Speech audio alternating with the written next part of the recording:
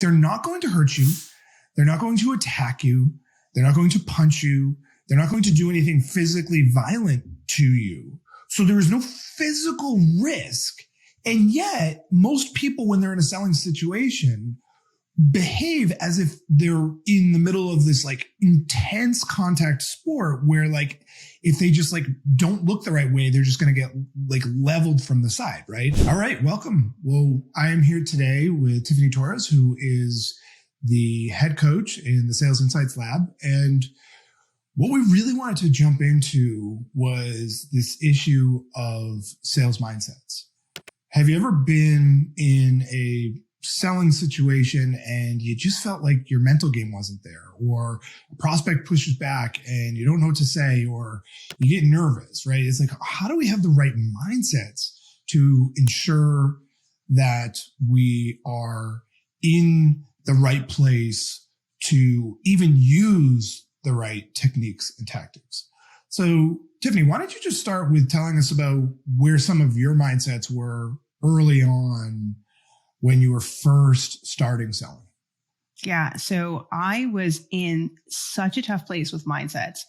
I remember thinking that when I would try to call people or when I would have a discovery meeting with somebody, I just went into this space of like, oh no, what am I going to say? What if I say the wrong thing? What if I lose it? And it was just all very self-conscious. And what I found was that it really made the prospects freeze up and feel like I was trying to push something on them. Yeah. Yeah. It's like they can sense the nerves, right? It's like, I always use the analogy of the bear in the woods, right? If you're scared, they sense it right away. And when our mindsets aren't there, we tend to just do the wrong thing, right? No matter exactly. what. Yeah. And we tend to, Okay. We tend to step on our own toes, and we try to say the thing that we think they want to hear, when usually we haven't even figured out what is really going on in their world. Yeah. Because we're so focused on ourselves and what's going on. So let's just dive right in. What are some of let's just kind of go through some of the mindsets that we both kind of think are critical for being successful in sales. Yeah, totally. So I think one of the ones that's been top of mind for me recently is this concept of win-win, and the fact that when sales is done right, this is a win-win scenario. And the prospects get so much value out of the types of questions that you ask, and just by having a conversation with you, because you as someone in your industry get to talk to so many different people that are just like them. And the win on your side, of course, is the ability to ask deep questions, go really deep into the challenges that they're feeling and the way that they're experiencing what you know is already going on. Mm-hmm. Yeah, I mean, this idea of a win-win, I think, is really, in some ways, kind of revolutionary for a lot of salespeople, because I think many of us think that it's like when we close a sale, it's like we won and we took value from them and they lost. Or if we're in front of a prospect and we're going through a discovery, it's like we're winning because we're doing our process and they're losing. But the reality is like all of these things are total win-wins with the right prospect, with the right process and the right approach. And of course, the right product or service fit with the individual. It's like, it's such an obvious win-win, because if they go through the process, even if they didn't buy, but they go through a strong process, right? They've walked away with a much clearer idea of what they need or what the challenge is. And if they do buy, then it's like we're actually helping them solve the challenge that they have, right? Exactly. And, and the flip side of that, if we're looking at getting ghosted, right? If we think about all of the things that keep someone in sales up at night, if we get ghosted for a meeting, we often think of it as like, oh, they're taking something from me. But what gave me a lot of confidence in the process is understanding if a prospect ghosts you, they're taking something away from themselves as well. And all of a sudden, thinking of it from that perspective really opens up the door to helping them to not get in their own way. Right. I love it. All right, cool. So one of the mindsets that I've been thinking about, and you hear me talk about this a lot in our community, is this idea that sales is just a game. And one thing that for me, and I've been thinking about this a lot because obviously the nature of video games is super different than when we were little kids, right? Nowadays, video games are literally, to my understanding, you go online and you're connecting with other people and you're engaging in some kind of game, whether it's a fantasy game or a war game or whatever it is, right? And that's literally what so much of selling is nowadays. It's like, if you are selling by Zoom or you're selling by phone, it's literally just a video game. Like, you are tapping into a video game that everyone's playing. Now, of course, if you're going door to door or you're face to face, it's maybe like a little bit different, but the reality is it's still just a game. Like, it's like, they're not going to hurt you. They're not going to attack you. They're not going to punch you. They're not going to do anything physically violent to you. So there is no physical risk.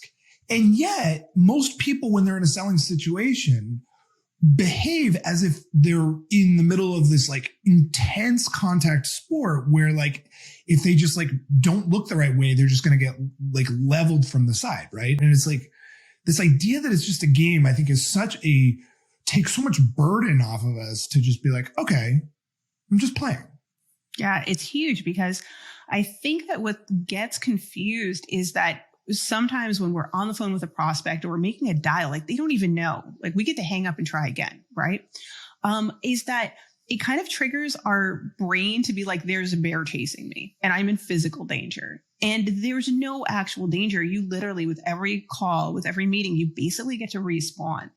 And seeing it from that perspective, it's funny because it does the opposite of you perhaps think that it makes you like, oh, willy-nilly, whatever, but it actually gives you the freedom to make the mistakes that you need to make in order to grow and to just treat it like it's a game. Yeah, it's so true. So I think on that front, like, from a making dials perspective, because I think that's so key, like, what's a mindset that's really important to you when you're making dials, or, kind of more in like the cold realm of prospecting? Yeah. So I think just remembering that they are lucky that I call them. That is really something. And it's not an obnoxious kind of standpoint. It really is just the confidence of saying, like, I've selected my audience to reach out to, and I am hugely passionate about what I do in the audiences that I serve. So the fact that I have an opportunity to call these people is huge for me, and it's huge for them as well. And the other thing is that the loss is asynchronous. It is my job. It is the nobility of our profession to do a good job of trying to hold these conversations together, because these people are honestly usually struggling with something. And when I'm in that call, I am not thinking about like, oh, how do I sound or any of that stuff. I'm sitting here thinking, what do I need to do to make sure that this prospect doesn't shoot themselves in the foot, that they don't put themselves in a position they really shouldn't be in the first place. Yeah. Yeah, it's so true.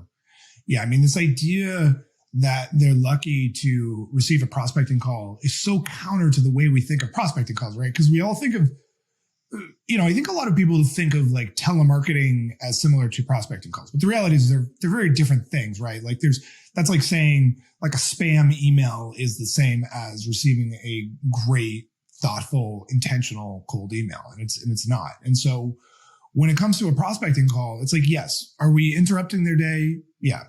Are we calling unannounced? Sure. But like, if they're the right person, we're going to be bringing tremendous value to them as a result of this process. So it's like, we've got to have that mindset that it's like, this is a good thing. And every time I'm making a dial, yes, are some people going to get really cranky? Of course. But like, so what? Yeah, I actually got a prospecting call from somebody, and it's always funny because I'm now in this space and it's interesting to be on the prospect end of things. Yeah. But I got a prospecting call last Friday from somebody, and it wound up being something that I had been looking for, that I hadn't really necessarily taken that first step to researching or anything like that. And they were able to hold the conversation together.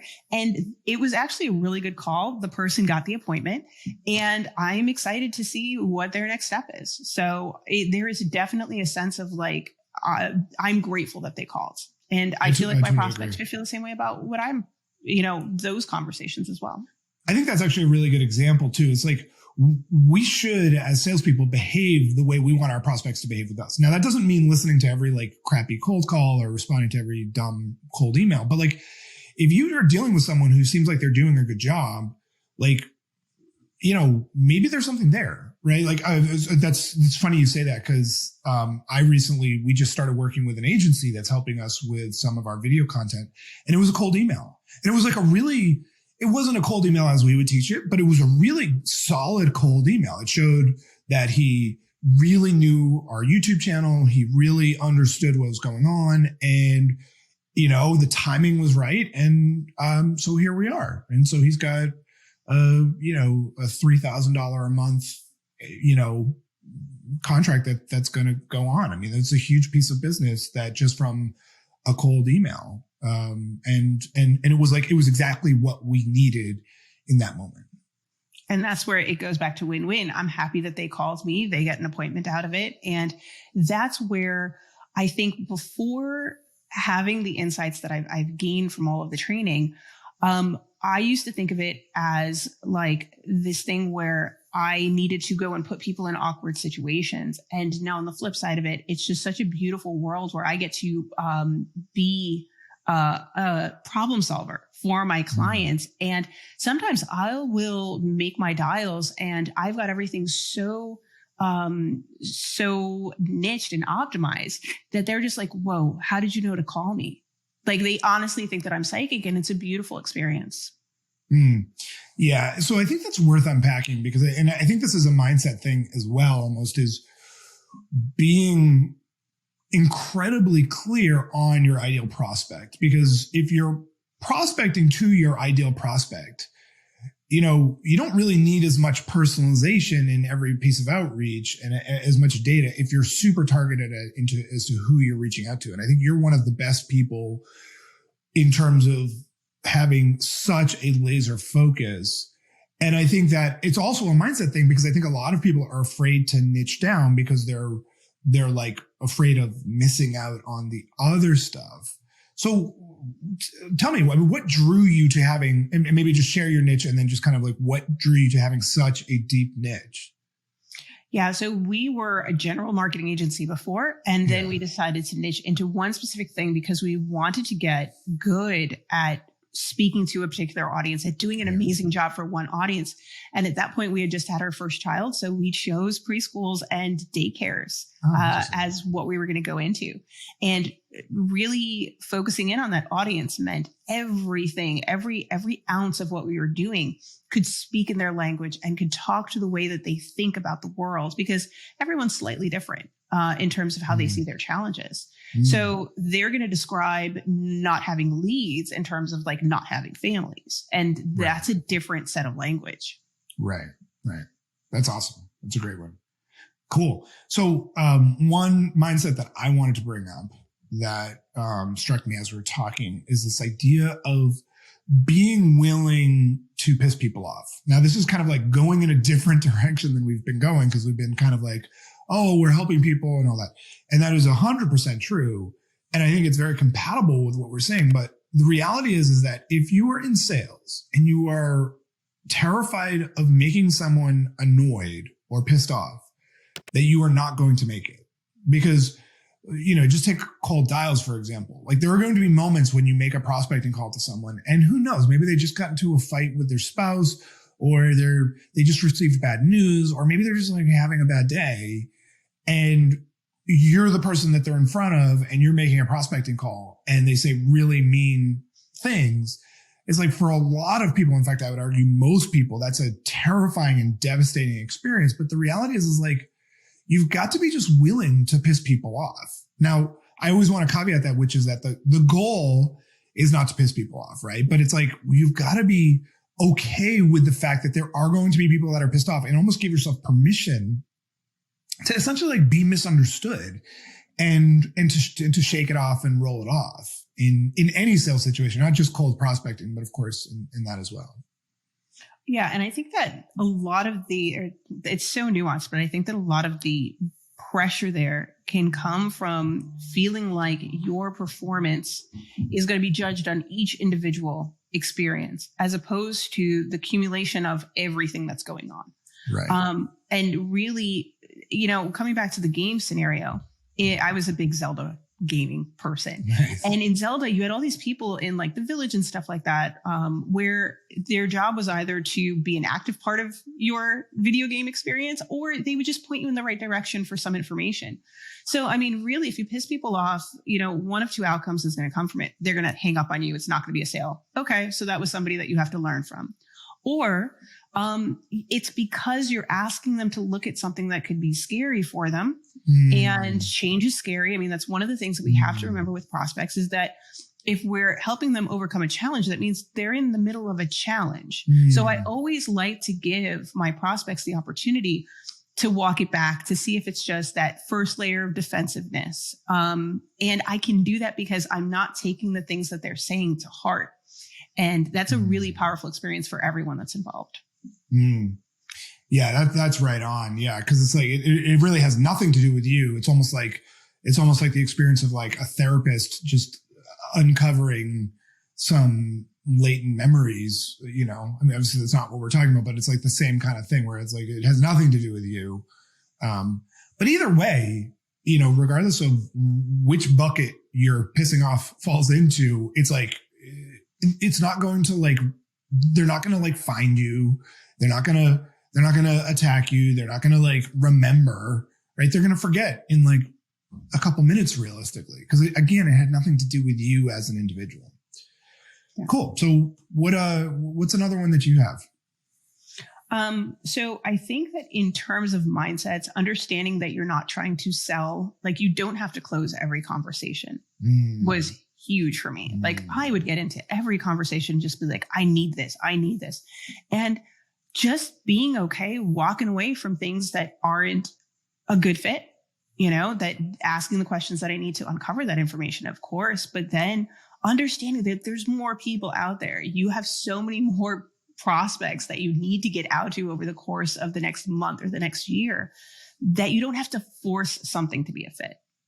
100%. Like, I think there's almost this arrogance in sales that it's like, and you still see it in popular culture where it's like, oh, so-and-so CEO could just sell anything to anyone. Like that's some talent, but it's like, that's not true, right? Like I guarantee you that CEO or whomever we're talking about can't sell anything to anyone, because no one can sell anything to anyone. It's a dumb goal, right? It's like, it's just like you shouldn't try to sell anything to anyone. Yeah. It's like we need to find the right people and have good conversations with them. And some of them are going to buy. And by the way, even some of the right people are not going to buy. It's like this idea, you go on YouTube and it's like how to sell anything to anyone, or, how to close 100% of your sales, or even like we talk to people and like every once in a while you'll get some knucklehead who's like, yeah, I close 95% of the sales I get on. It's like, that's just not true. I mean, it's like there's no level of pre-qualifying that you could do to have a 95% close rate. And it's just a dumb goal. To me, that's like the bigger thing is like, don't try to sell anything to anyone.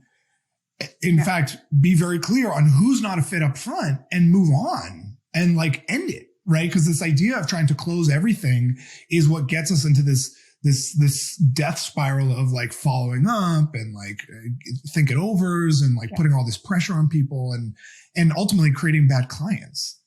Yeah. It's a waste. Trying to sell everything to everyone it's a waste of time, because you're going to get stuck. People are going to feel that pressure. They're going to ghost you, which means your calendar is not going to look the way your day actually went.